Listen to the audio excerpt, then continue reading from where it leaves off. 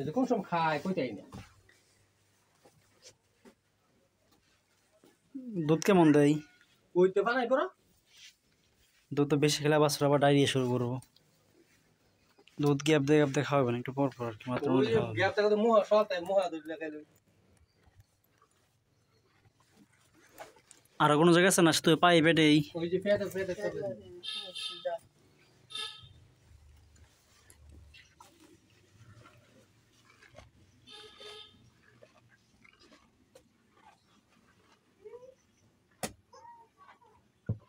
না এটা ঠিক হয়ে যাবে আস্তে আস্তে।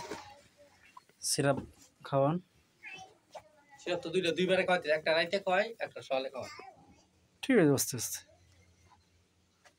তেমন কিছু লাগবে না। দুধ বেশি করতে খাবে, দুধ বেশি খেলে গরুর বাছুর চায় না, আরো ভালো থাকলো। কম বাসে দুধ বেশি খাইলে আপনার বাছুরের পরে আবার